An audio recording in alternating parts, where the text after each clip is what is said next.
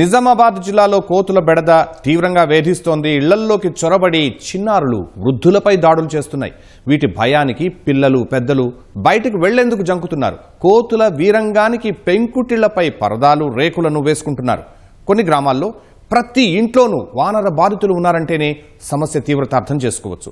నిజామాబాద్ జిల్లాలో ప్రజలకు ప్రాణ సంకటంగా మారిన కోతుల బెడదపై మా ప్రతినిధి జైపాల్ గ్రౌండ్ రిపోర్ట్.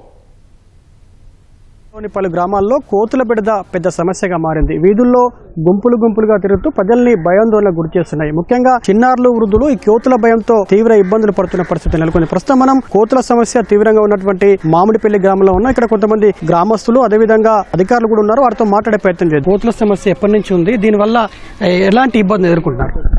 ఏం 10-15 ఏళ్ళే సార్. జాలి డోర్ పెట్టినా కానీ లోపలికి వెళ్ళి పెట్టినా కానీ ఆ డోర్లో నచ్చి గుంజుతున్నాయి.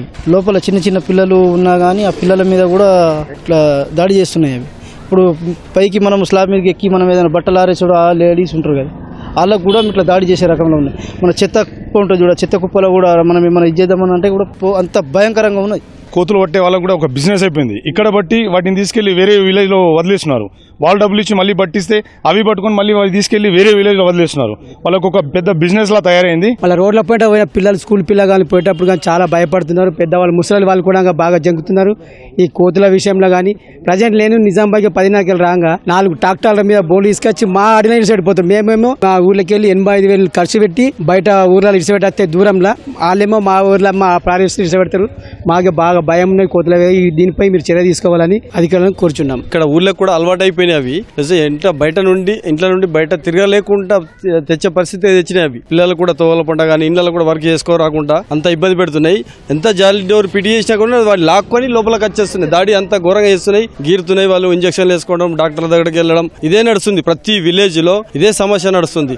కంపల్సరీ ఇది కొంచెం అరికడితే బాగుంటుంది. రాష్ట్రంలో మొత్తం ఎక్కడెక్కడ ఇబ్బందులు ఉన్నాయో కంపల్సరీ అరికడితే బాగుంటుండే. పబ్లిక్ ఇబ్బంది అనేది తగ్గుతుంది. ఇది ఎవరు చేసే పని లేదు, గవర్నమెంట్ చేస్తేనే అయ్యేటట్లుంది. మేము ఖర్చు పెట్టుకుని ₹1,00,000 ఖర్చు పెట్టినా కూడా వారం 10 రోజులకు మళ్ళీ కోతులు వచ్చేసినాయి. పాప 2 పిల్లలు చనిపోవట్లో కూడా అంత ఖర్చు పెట్టినా కూడా లాభం లేకుండా అయిపోయింది. కంపల్సరీ తగు చర్య తీసుకొని ఇబ్బంది లేకుండా చూడాలి పబ్లిక్.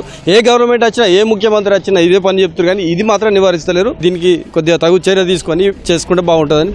దీంతో పాటు మాక్లూరు ఎంపీడీఓ గారు ఉన్నారు, ఆయనతో కూడా మాట్లాడే ప్రయత్నం చేద్దాం. సార్ చెప్పండి, ఈ మామిడిపల్లి గ్రామంలో కోతుల సమస్య ఉందని చెప్పేసి మీరు దృష్టికి వచ్చిందా? పరిష్కారానికి ఎలాంటి చర్యలు చేపడుతున్నారు? మామిడిపల్లి గ్రామంలో కూడా గ్రామసభ కోసం ఈ రోజు వచ్చేసాము. దానిలో భాగంగా ఈ కోతుల నివారణ గురించి వాళ్ళు గ్రామస్తులు ఫిర్యాదు చేయడం జరిగింది. దీనికి ఇక్కడ గ్రామస్తులు చాలా సఫర్ అవుతున్నారని మాకు నోటీస్ కి తీసుకొచ్చారు. దానికి ప్రభుత్వ దృష్టికి తీసుకొచ్చి ఇప్పుడే డిపిఆర్ఓ గారికి మరియు అదే జిల్లా కలెక్టర్ గారికి ఈ సమస్య నివేదిస్తా. దీని త్వరలోనే మేము పరిష్కరించడానికి మేము సిద్ధంగా ఉన్నాము. అదే మామిడిపల్లి గ్రామంలోనే ఈ కోతుల బెడద ఉందా, ఇంకా ఈ మాక్లూరు మండలంలో అన్ని గ్రామాల్లో ఇట్లే ఉందా పరిస్థితి? ఇది చుట్టుపక్కల గ్రామాలైన మాక్లూరులో సుఖ మేము మండల ప్రజా పరిషత్ కార్యాలయం ఆవరణ సుఖ కోతులు ఉన్నాయి. వేరే గ్రామాల సుఖ కోతులు ఉన్నాయి. కానీ ఎక్కువ శాతం కోతులు ఇక్కడ మామిడిపల్లిలో ఎక్కువ ఉన్నాయని వాళ్ళు ప్రజలు చెప్తున్నారు. 2 పిల్లలు సుఖ చనిపోయారని చెప్పారు. ఇది ఎందుకంటే చాలా సాడ్ న్యూస్. కాబట్టి దీన్ని త్వరగా పరిష్కరిస్తామని మేము ప్రభుత్వానికి నివేదిస్తామని తెలియజేస్తున్నాం. మేడం చెప్పండి, గ్రామ సర్పంచ్ గా మీరు కోతుల సమస్యను ఎందుకు పరిష్కరించలేకపోతున్నారు? ఇంతకుముందు మేము అనుకున్నాము, అయ్యో కోతులను పట్టిస్తే బాగుండు అని అనుకున్నాము. కానీ పట్టించిర్రు.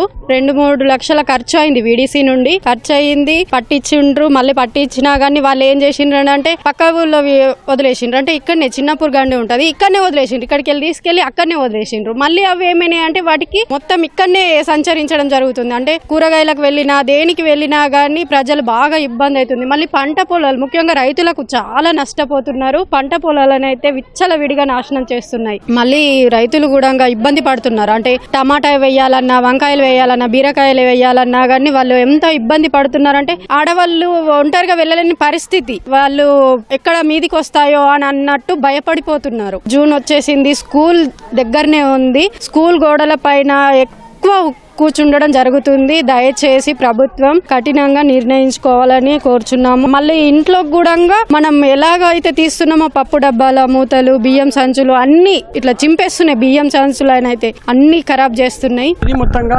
మామిడిపల్లి గ్రామంలో కోతుల సమస్య ప్రాణ సంకటంగా మారిందని చెప్పేసి అయితే ఈ గ్రామస్తులు వాపోతున్నారు. అధికారులేమో ఈ సమస్యకు త్వరలోనే పరిష్కారం చెప్తామని చెప్పి చెప్తున్నారు. మొత్తంగా గ్రామస్తులు అటు గ్రామ సర్పంచ్ గాని ఉప సర్పంచ్ గాని ఈ కోతుల సమస్యకైతే శాశ్వత పరిష్కారం చూపాలని అయితే విజ్ఞప్తి చేస్తున్నారు. కెమెరామెన్ మనోజ్తో జైపాల్, ఈటీవీ న్యూస్, మామిడిపల్లి నుంచి.